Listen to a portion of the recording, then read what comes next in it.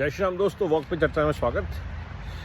आज चुनाव का दिन है और मुझे विश्वास है अब हर जगह सिर्फ भाजपा को ही वोट पड़ेगा, क्योंकि जैसे जैसे दिन बीते हैं वैसे वैसे जितनी भी विघटनकारी शक्तियों की पॉलिटिक्स है वो सबने सारा देश बार बार देख रहा है।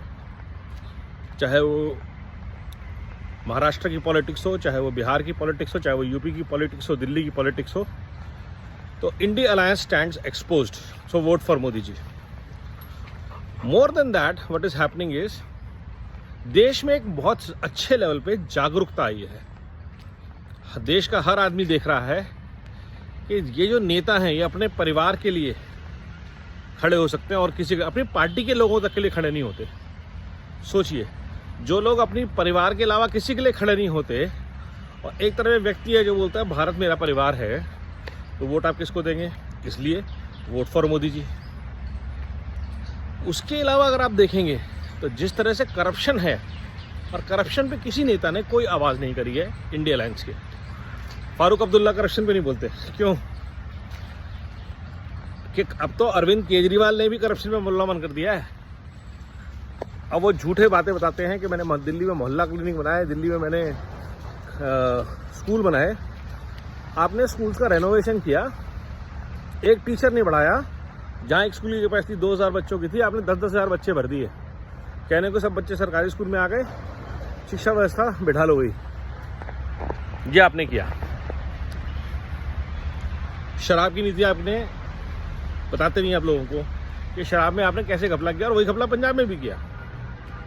राहुल गांधी के बारे में जितना कहा जाए कम, अखिलेश यादव और उनके परिवार के बारे में जितना कहा जाए कम, शरद पवार के बारे में तो पूरा विश्व जानता है।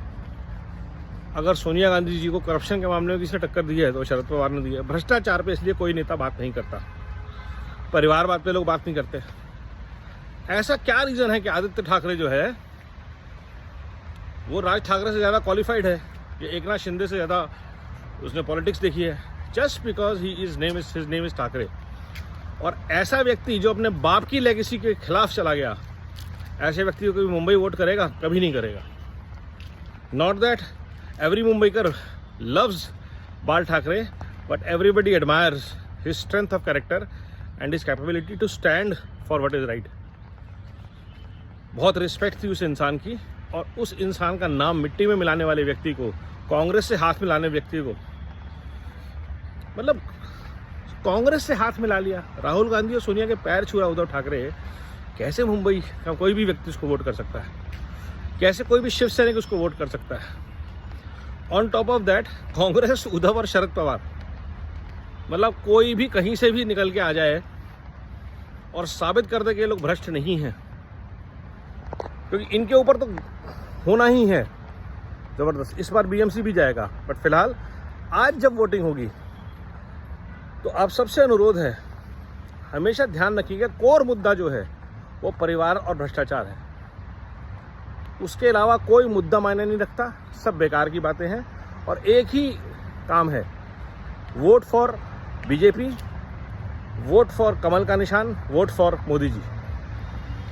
इकलौती पार्टी है जो मेरिटोक्रेसी पे काम करती है, लीडरशिप को रोटेट करती है, नए लीडर्स को ग्रूम करती है, देश के लिए काम करती है।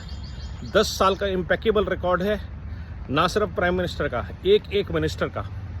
ज़बरदस्त आउटकम्स डिलीवर्ड हैं। ये स्पीड, ये प्रगति रुकनी नहीं चाहिए, और 4 जून को तैयार रहेंगे फिर एक बार मोदी सरकार के लिए। वंदे मातरम, नमो भारत, जय हिंद।